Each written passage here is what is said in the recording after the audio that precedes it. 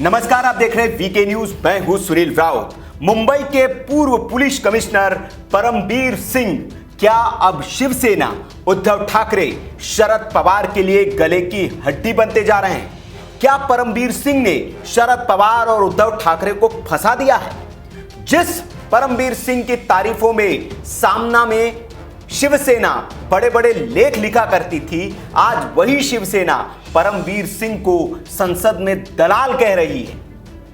और जिस गृह मंत्री पर उन्होंने संगीन आरोप लगाए हैं, 100 करोड़ रुपए की वसूली के आरोप लगे हैं, उसके बचाव में उद्धव ठाकरे और शरद पवार खुद कूद पड़े हैं। क्या कह रही है सारी कहानी? और अब परमबीर सिंह ने जो कदम उठाया है, उसके बाद उद्धव ठाकरे और शरद पवार के लिए बड़ी मुश्किल खड़ी हो सकती है। क्या किया सब बताऊंगा, कैसे हो रहा है और कैसे शरद पवार जो है वो अपने गृह मंत्री को बचाने के चक्कर में खुद फंसते जा रहे हैं, वो भी मैं बताऊंगा। सबसे पहले आपको बता दूं कि मामला यह है कि परमबीर सिंह ने इन नेताओं की मुश्किल बढ़ा दी है और सुप्रीम कोर्ट का दरवाजा खटखटा दिया है। जी हां, परमबीर सिंह सुप्रीम कोर्ट में पहुंचे हैं। क्या मांग की है उन्होंने मांग की है कि जो महाराष्ट्र के गृह मंत्री है अनिल देशमुख, उनके घर के सीसीटीवी फुटेज जो है तुरंत जब्त किए जाए, क्योंकि सबूतों के साथ छेड़छाड़ हो सकती है और सबूतों को मिटाया जा सकता है। ये क्यों कहना पड़ा और परमबीर सिंह को सुप्रीम कोर्ट क्यों जाना पड़ा? मामला यह है कि खुद शरद पवार और सीएम जब गृह मंत्री के बचाव में उतर आए हैं, तो जाहिर सी बात है कि उन्हें बचाने की हर मुमकिन कोशिश की जाएगी और इसलिए परमबीर सिंह अब सुप्रीम कोर्ट में पहुंच गए हैं। शरद पवार ने अपनी प्रेस कॉन्फ्रेंस में कहा था कि जो सचिन वाजे आरोप लगाया गया कि गृह मंत्री से मुलाकात, घर पर जाकर मुलाकात करते थे, और जिस दौर की यह बातचीत थी, शरद पवार ने प्रेस कॉन्फ्रेंस करके अपने गृह मंत्री की बेगुनाही के एक तरह से सबूत दिए। उन्होंने कहा कि उस टाइम में तो वो थे ही नहीं, वो तो अस्पताल में थे, घर पे थे ही नहीं। और उन्होंने टाइम बताया कि 5 से 15 फरवरी तक जो है वो अस्पताल में उनका इलाज चल रहा था कोरोना का, और 15 से लेकर 21 या 25 फरवरी उन्होंने कुछ टाइम पीरियड बताया। उस टाइम पीरियड तक सेल्फ क्वारंटीन रहने की डॉक्टर ने सलाह दी थी। उन्होंने वो पर्चा भी प्रेस कॉन्फ्रेंस में दिखाया कि ये देखिए डॉक्टर का पर्चा, इसमें लिखा हुआ है कि आपको घर पे क्वारंटीन रहना है। अब शरद पवार ने ये बात बोल तो दी, लेकिन उसी प्रेस कॉन्फ्रेंस में उनको नहीं पता था कि उनके झूठ की पोल खोलने के लिए लोगों के पास सबूत भी मौजूद है। तुरंत पत्रकारों ने सवाल पूछ लिया कि आप कह रहे 15 फरवरी को तो गृह मंत्री साहब जो है वो अस्पताल में थे, लेकिन उन्होंने एक प्रेस कॉन्फ्रेंस की थी, लोगों ने वीडियो दिखा दिया। अमित मालवीय बीजेपी के जो आईटी सेल के हेड है, उन्होंने उसको शेयर किया था। तो सवाल पूछ लिया शरद पवार से कि भैया ये तो 15 फरवरी को तो आपके गृह मंत्री प्रेस कॉन्फ्रेंस कर रहे हैं घर पे, आप कह रहे हो अस्पताल में थे, कौन झूठ बोल रहा है? शरद पवार साहब बगले झांकने लगे। उन्होंने कहा कि मेरे पास तो ये पर्चा है, पर्चा दिखाने लग गए। फिर एक अमित मालवीय ने एक और ट्वीट किया, उन्होंने कहा कि भैया ये कह रहे कि सेल्फ क्वारंटीन थे। तो 18 तारीख को ये जो है ये पूरे झुंड में गए हुए अपनी पत्नी के साथ और एक सिपाही को श्रद्धांजलि देने के लिए पहुंचे थे जो शहीद हो गया था सिपाही। तो वो ये क्या सेल्फ क्वारंटीन है? ऐसे सेल्फ क्वारंटीन हुआ जाता है? और जो कोरोना से पीड़ित व्यक्ति होता है क्या ऐसे क्वारंटीन रहते हैं? अमित मालवीय ने ट्वीट किया है जिसमें कहा है कि 15 फरवरी को अनिल देशमुख पंद्रह फरवरी को प्रेस कॉन्फ्रेंस कर रहे थे। आपके प्रेस कॉन्फ्रेंस को देखने के बाद अमित मालवीय ने ट्वीट किया है कि 15 फरवरी को अनिल देशमुख एक प्रेस कॉन्फ्रेंस कर रहे थे, वीडियो भी साझा किया।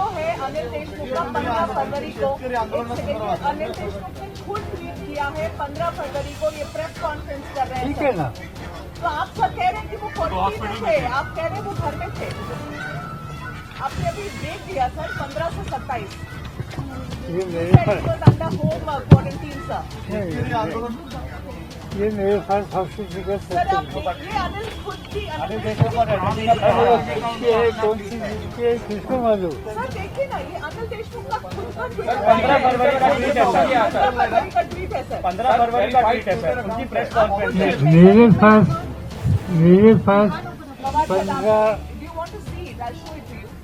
15 फरवरी का सर्टिफिकेट है। This is Anil Deshmukh's I am giving this. That's fine, sir. Video conferencing की प्रेस कॉल होती है। अच्छा, I was told this is a video conferencing face. What? किया है। ये देखो घर पे खड़े बैठे घर में बैठेंगे ना वीसी में आदमी घर पे ही बैठता है।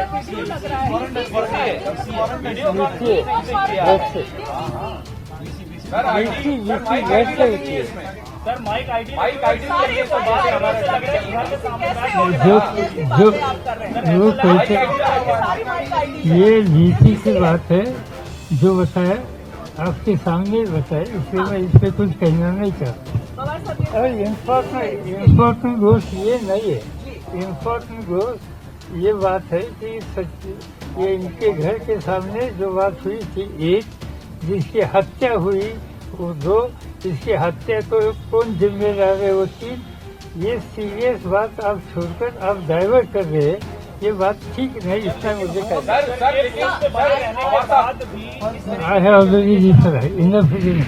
तो अब ये सवाल उठ रहे हैं और शरद पवार साहब की पोल भी खुल गई कि साफ पता चल रहा है कि बचाने के चक्कर में, कहते हैं ना कि एक झूठ को छिपाने के लिए आपको 10 झूठ बोलने पड़ते हैं, और वही हो रहा है। शरद पवार साहब ने बोल तो दिया, लेकिन जब सबूत सामने आने लगे तो फिर पर्चे दिखाने लगे कि नहीं भैया ये तो पर्चा मेरे पास है, मैं इस आधार पर बोल रहा हूँ। पर्चा तो ये तो मतलब इस देश में पर्चे बनाना तो बड़ी आसान बात है, किसी भी अस्पताल से पर्चे बनवा लीजिए आप। लोग तो फर्जी डिग्रियां बना लेते हैं, तो डॉक्टर के पर्चे बनाना कहाँ मुश्किल है। तो ये सारी कहानी हो रही है, और इसलिए परमबीर सिंह को ये लग रहा है कि अब जब फर्जी पर्चे बन सकते हैं या बाकी चीजें हो सकती है, सबूत के साथ छेड़छाड़ तो हो ही सकती है।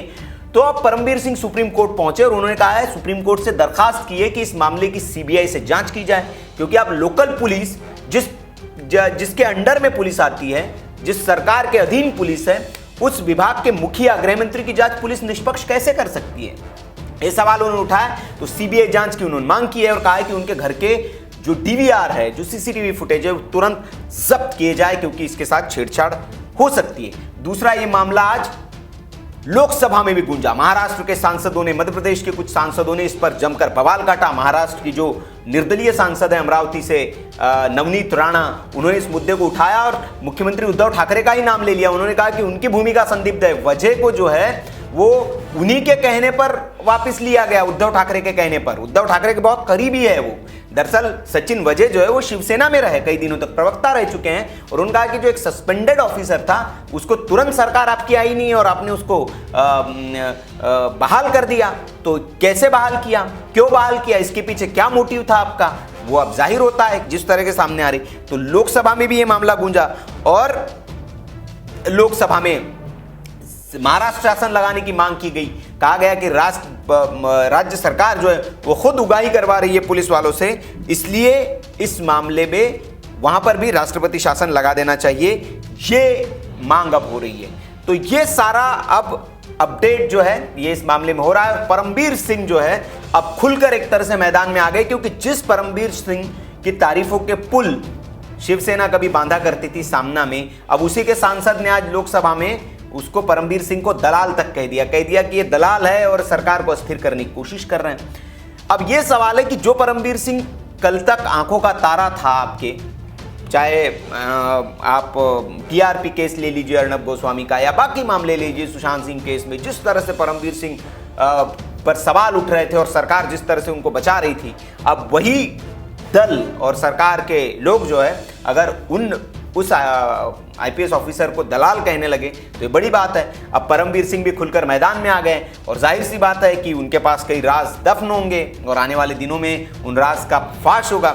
सवाल लोग ये भी पूछ रहे हैं कि गृह मंत्री पर अब तक कार्रवाई होनी चाहिए, लेकिन जिस तरह से आज सुबह ही शिवसेना ने माफ करिएगा एनसीपी ने साफ कर दिया कि गृह मंत्री पर कोई कार्रवाई नहीं होने जा रही है, उनको हम नहीं हटाने जा रहे पद से। तो लोग कह रहे कि ऐसा क्यों हो गया, क्या गृह मंत्री ने धमकी दे दी कि भैया अगर मैं गया तो फिर मैं आपकी भी पोल खोल दूंगा।